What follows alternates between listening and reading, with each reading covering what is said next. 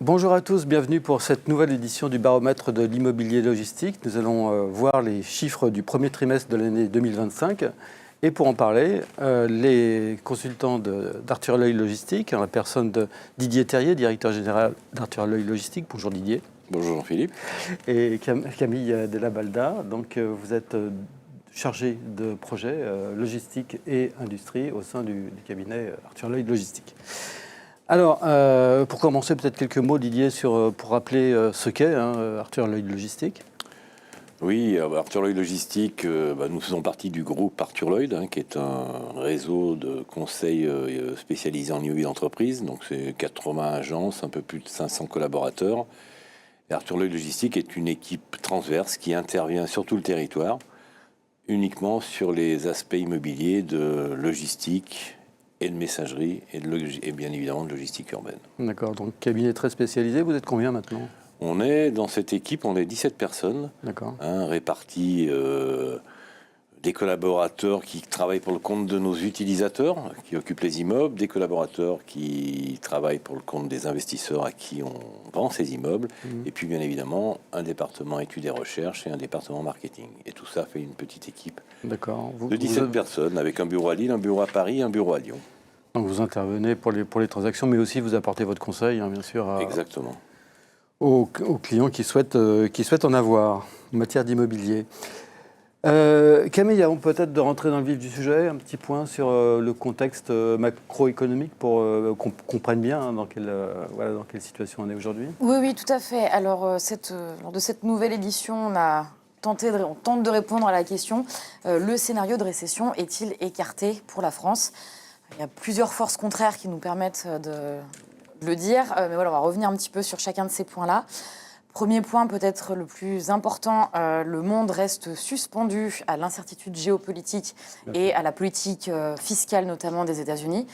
Donald Trump semble plutôt fonctionner par deal avec ses grands partenaires plutôt que sur des logiques géopolitiques établies depuis la fin de la Seconde Guerre mondiale. Donc voilà, on a un vrai bouleversement de tout ce qui se passe, de tout l'ordre établi. Avec un haut niveau d'imprévisibilité quand même. Tout à fait. Donc là, pour l'instant, on en est où on est toujours suspendu aux annonces des tarifs douaniers. Ouais. On a une espèce de trêve que Donald Trump annonçait de 90 jours qui prendra fin le 9 juillet, où chaque pays va savoir à quelle sauce il va être mangé, si je peux le dire de la sorte. Quoi qu'il en soit, la tendance est à la hausse des tarifs douaniers, avec donc des conséquences déjà perceptibles pour le commerce mondial et les flux de marchandises mondiaux. On l'a vu entre les États-Unis et la Chine. Premier impact pour l'Europe, en tout cas. Une partie de la marchandise qui part de Chine et qui est initialement prévue pour abonder les États-Unis est en train d'être routée vers l'Europe. L'Europe est en train de réagir de manière un petit peu différente selon les produits. Donc voilà, on a cette première grosse épée de Damoclès au-dessus de la tête qui reste.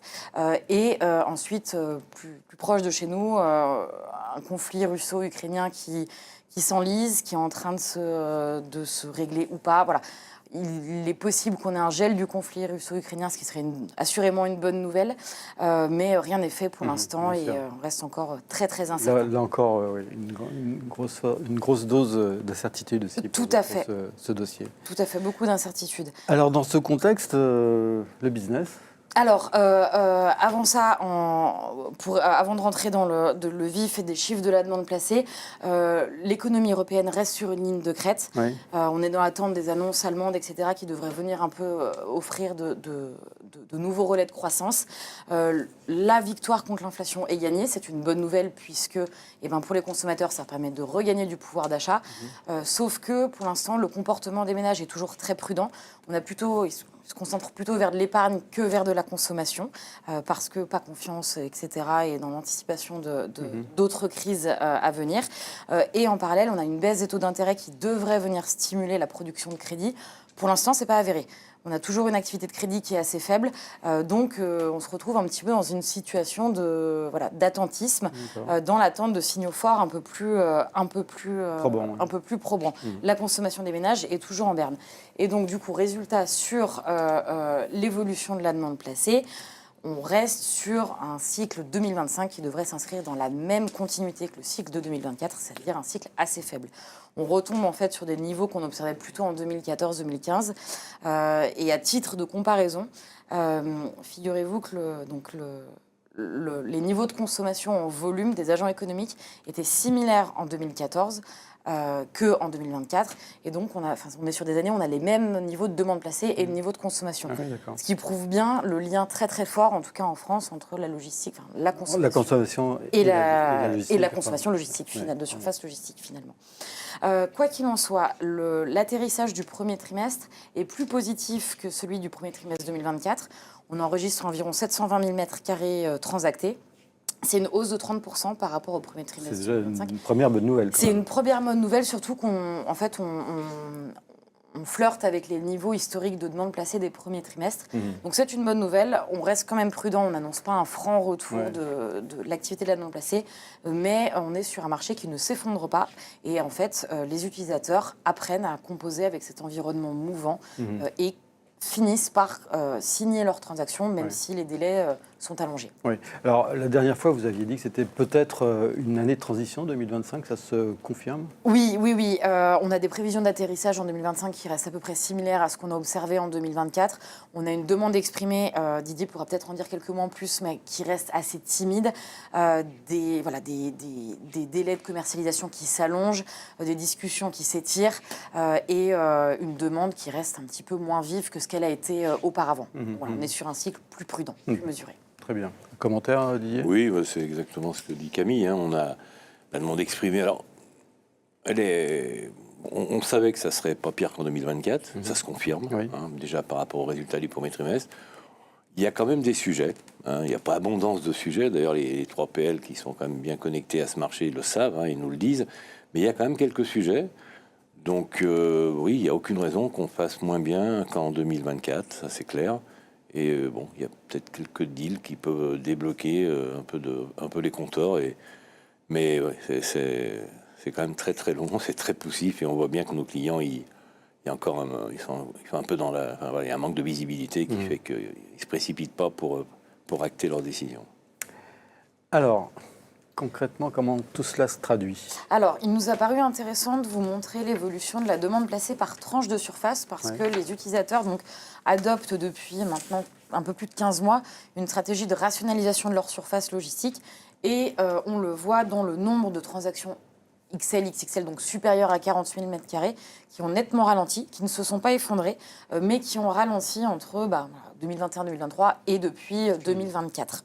Parce que certains utilisateurs étaient arrivés en situation de surcapacité logistique et donc la tendance était plutôt à la rationalisation que à l'expansion logistique. À l'inverse, le segment des surfaces intermédiaires, plutôt entre 20 000 et 40 000, voire 10 000, 20 000, se comporte plutôt bien. On a une vraie résilience de ce segment-là, peut-être moins tributaire des aléas économiques parce qu'il faut que la machine économique continue de tourner. Et de la même manière que pour le XL, les petites transactions donc inférieures à 10 000 m², vous savez qu'ils signent souvent sur proches des grands bassins de consommation à des loyers peut-être parfois plus élevés, souvent à cheval entre de l'activité ou de la logistique, mais avec ICPE. Ce segment-là, il souffre également beaucoup plus parce que moins compétitif dans l'environnement actuel. D'accord. Donc on a vraiment un socle de demande qui est soutenu, une activité qui est soutenue par les transactions de surface intermédiaire. Après le XXL, bien sûr qu'on a eu une période où il y a eu beaucoup de XXL. On connaît les acteurs qui étaient à l'origine de ces transactions, Intermarché, Lidl, Conforama. Ils ont fait leur bâtiment, même s'il y en a peut-être encore quelques-uns en projet, mais l'essentiel a été construit. Aujourd'hui, à part le e-commerce qui peut être potentiellement consommateur de XXL, oui, effectivement, il y a un acteur qui se développe énormément, Action, qui a déjà construit un certain nombre de bâtiments de grande taille et qui continue à développer ces bâtiments de grande taille. Il est sur au moins 3 projets en France. Mais voilà, la cible, c'est considérablement restreinte parce qu'il y en a qui l'ont fait, qui l'ont déjà fait. Et les e-commerçants, Amazon est un peu seul aujourd'hui à avoir un développement aussi fort. Donc oui, effectivement, on revient sur des volumes. Oui, on est sur un marché mature, disons, quoi. Oui, exactement. Alors, si on regarde un petit peu côté répartition de la demande, il y a eu quelques bouleversements aussi au cours de la période récente. Donc là où, sur la partie de gauche, vous voyez la répartition pour les années 2021-2023 de la demande, la dorsale captait plus des 2/3 de la demande placée, sensiblement, avec une part assez minoritaire pour le reste des régions.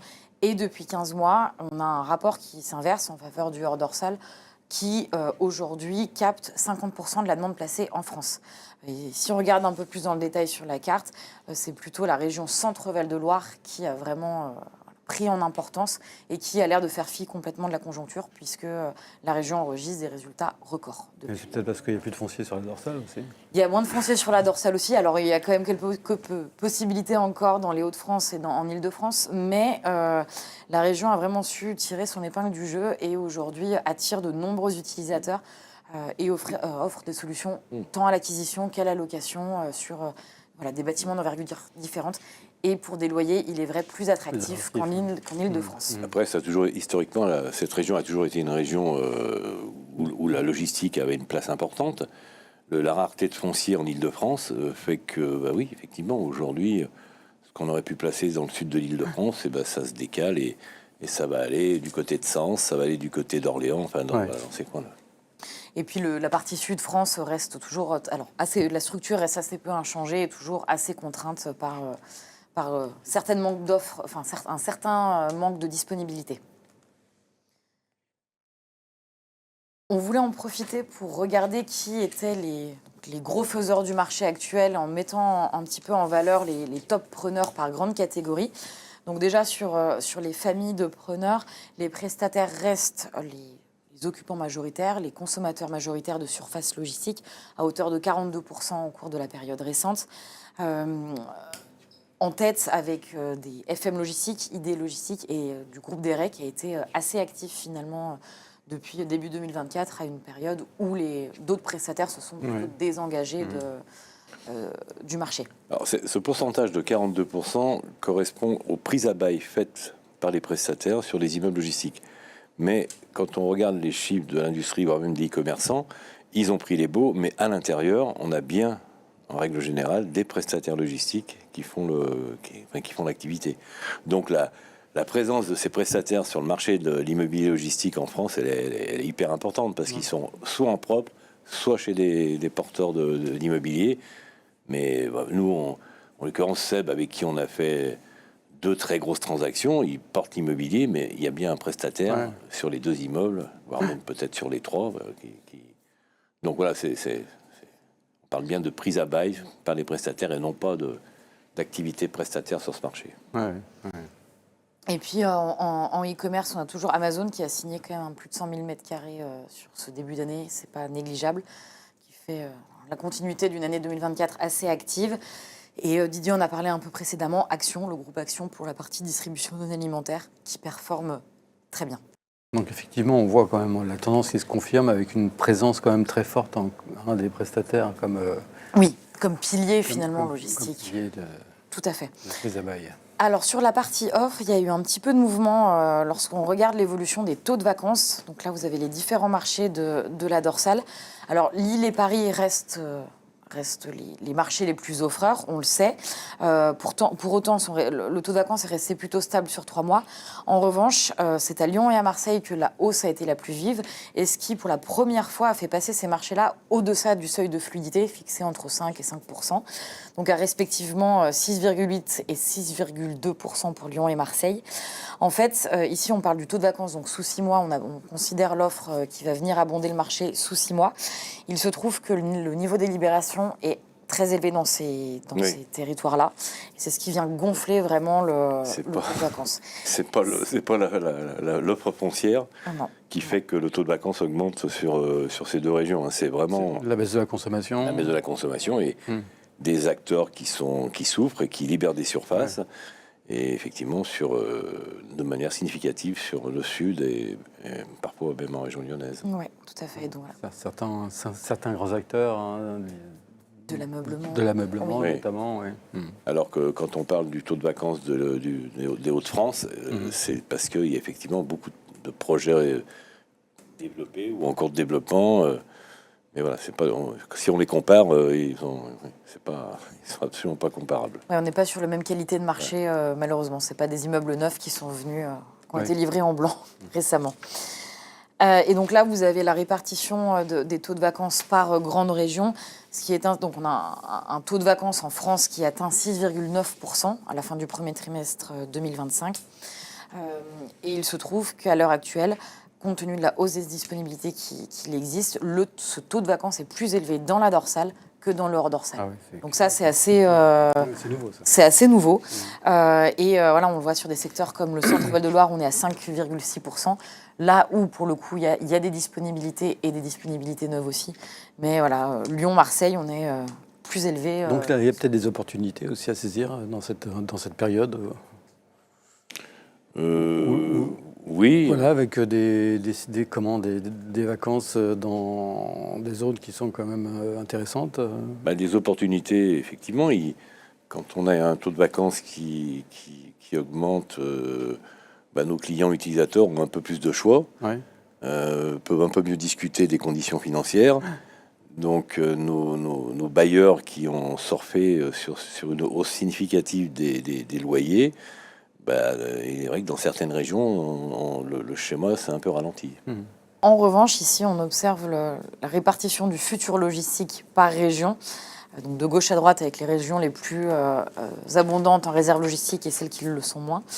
Les Hauts-de-France, l'Île-de-France, le Centre-Val de Loire en tête, avec le plus quantité de réserves assez colossale par rapport au reste de la France, tandis que les parties Aura, PACA qui sont beaucoup moins abondantes. Donc en fait, on a, une vacance qui augmente, mais un potentiel de développement qui reste plancher, malheureusement. Et donc pas d'offres neuves à venir pour ces marchés-là. Alors, au niveau des loyers, on a une stabilité. On est plutôt à la période est plutôt la stabilité des valeurs prime, notamment.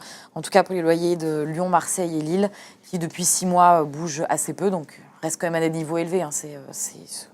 On n'est pas non plus sur des décroissances de valeurs locatives, mais les loyers restent plutôt stables depuis maintenant 15 mois. Seule l'Île-de-France a vu son prime nettement augmenter. 90 euros. 90 euros, ouais, et sur une référence qui fait référence pour le coup. C'est une signature qui s'est signée dans l'ouest francilien, dans un secteur où il y avait assez peu de solutions logistiques. Preuve que quand il y a des possibilités, les transactions se font. On est prêt à mettre le prix. Exactement. Pour autant, ça reste un cas exceptionnel. Oui, puisqu'aujourd'hui, les valeurs qu'on présente on a effectivement des sujets dans du neuf en cours de développement autour de 80 euros. Là, on était sur l'opération phare d'Erani, que tout le monde connaissait, l'ancien site de Renault, emplacement exceptionnel, sur un territoire où l'offre était très vieillissante, très faible et très vieillissante. Aujourd'hui, entre-temps, il y a 1 ou 2 projets qui se sont mis en place, notamment à Saint-Ouen-le-Round, mais voilà, on n'est pas dans ce cas de figure sur le sud de Paris. 90 euros, c'est un record, non? Sur une logistique traditionnelle, oui. Oui, puisque là, on ne parle pas de messagerie, on ne parle pas de logistique à étage, on est vraiment sur un bâtiment, tout ce qui est de plus traditionnel, avec bien évidemment une conception digne de ce loyer. On est sur un bâtiment très moderne, très vertueux, mais on est sur un bâtiment classique, sur une localisation prime. Et sur un marché où l'offre était très, très réduite. Très restreinte, Alors, quelques mots peut-être sur le marché de l'investissement. Donc, on l'a dit quand on s'est vu la dernière fois, le marché de l'investissement a rebondi en 2024. C'est une bonne nouvelle. Au premier trimestre 2025, c'est environ 550 millions d'euros qui ont été engagés sur le segment logistique. C'est un résultat un petit peu plus timide que celui du premier trimestre 2024, mais qui s'explique par le fait que, à l'instar du marché utilisateur, on est sur un nouveau cycle aussi pour le marché de l'investissement, qui ne devrait pas être aussi calme que celui des utilisateurs, mais qui devrait plutôt se normaliser entre 3,5 et 4 milliards d'euros annuellement échangés. Pour autant, à l'heure actuelle, on sent quand même que le risque locatif sous-jacent vient animer un petit peu les discussions entre investisseurs et devient un vrai sujet, selon certaines localisations, un vrai sujet. Donc voilà, on est les investisseurs sont plus attentifs à la qualité locative et surtout au marché alentour et les disponibilités, la concurrence directe. Mais enfin, on voit quand même que la confiance est...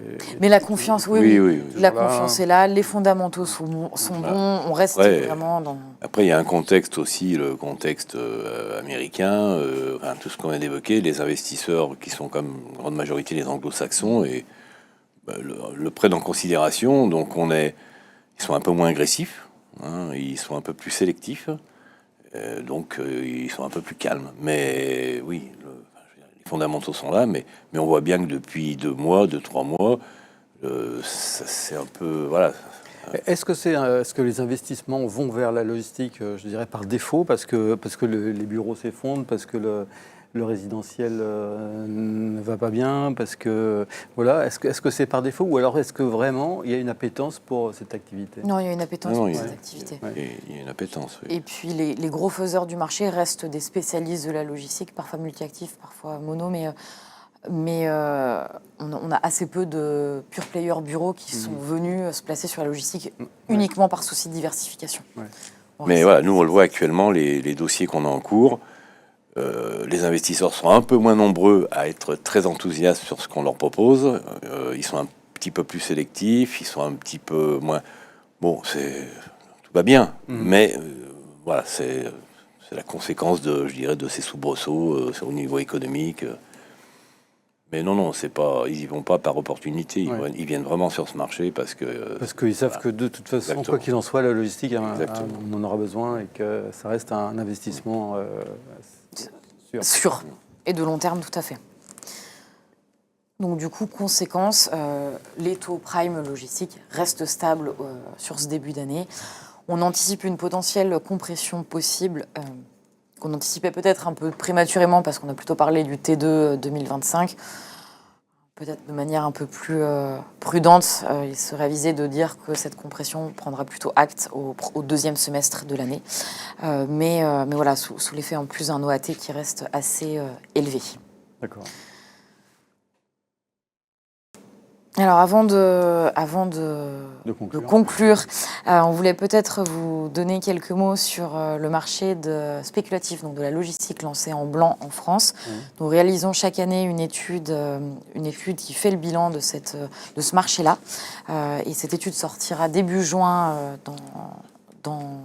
sur notre site internet. mise à jour. Mise à jour, tout à fait. Une étude qui reprend depuis combien d'années maintenant? 2018. 2018, tout à fait. Donc, c'est la 7e édition. Voilà, donc c'est une mise à jour de tout ce qui a été récolté comme data, puisque ces immeubles ont été construits, ils ont été livrés, loués, donc voilà, on suit l'évolution de chaque immeuble.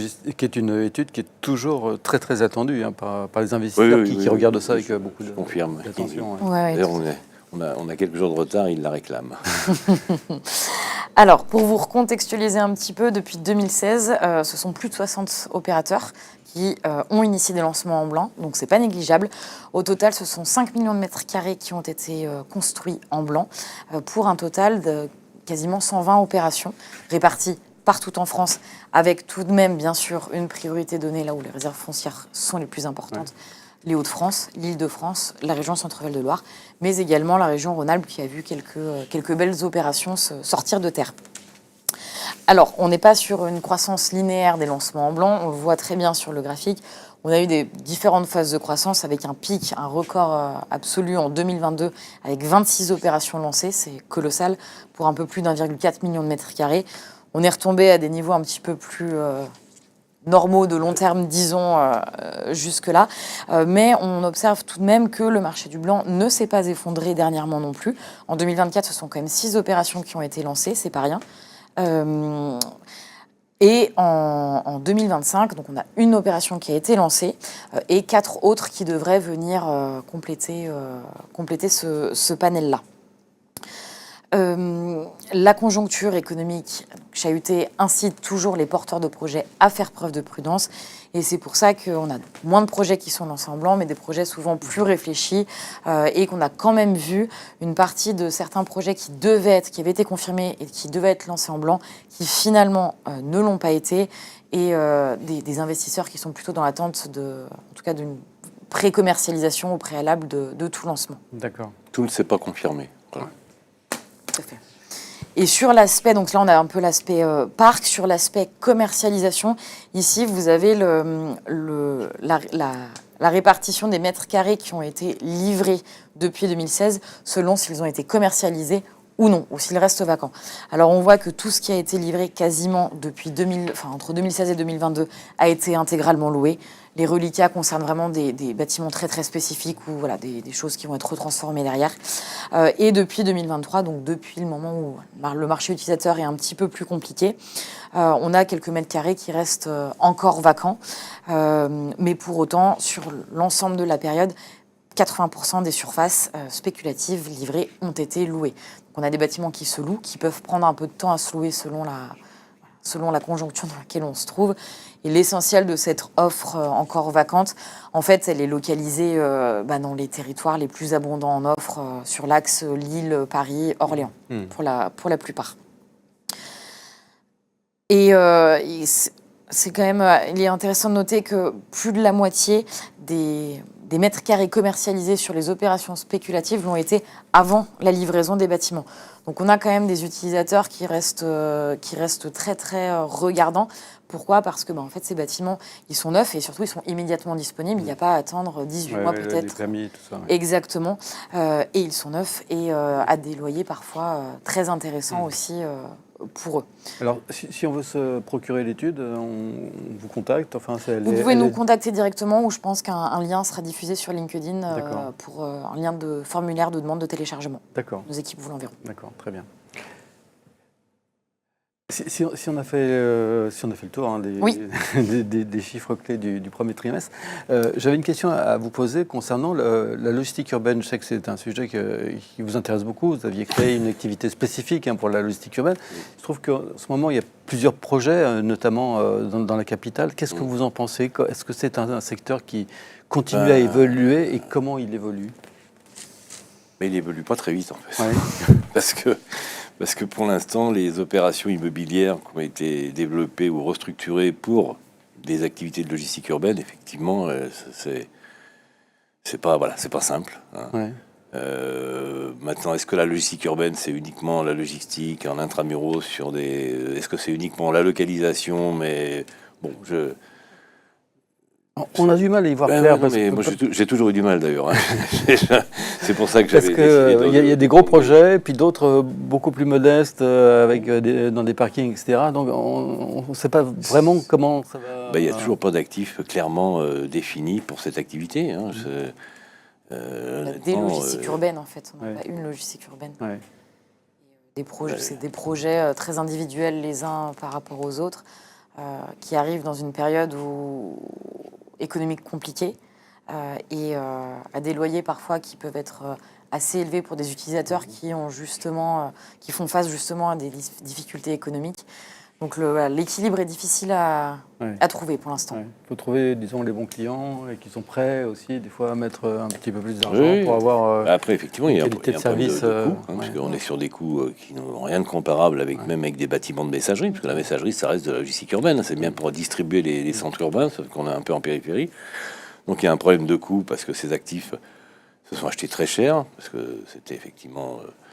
mais oui, aujourd'hui, il y a quand même quelques opérations significatives de taille importante à construire ou existantes. Je pense que voilà, personne n'est rassuré sur la fluidité et la rapidité à laquelle on va commercialiser ces immeubles, parce qu'on n'a pas encore complètement défini le profil de l'utilisateur le modèle. Après, pour certains, ce sont des modèles qui fonctionnent dans d'autres pays, peut-être un peu plus matures que la France en termes de flux urbains et logistique urbaine, mais voilà, c'est un processus de long terme. Merci. On va laisser passer l'été et puis on se revoit au mois d'octobre pour faire un point complet sur les 3 premiers Autant il se sera trimestres. passé donc l'été. pour nous, on sait qu'en septembre-octobre, on verra à peu près comment l'année va se terminer. Ouais. Et on en sera, je pense qu'on aura une bonne vision de ce qu'aurait été 2025. Donc oui, on aura, en octobre, on sera peut-être plus pertinent sur les perspectives de l'année. De l'année, ok. Bah, écoutez, en tous les cas, un grand merci à vous deux.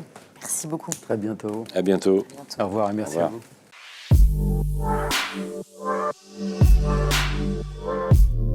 vous.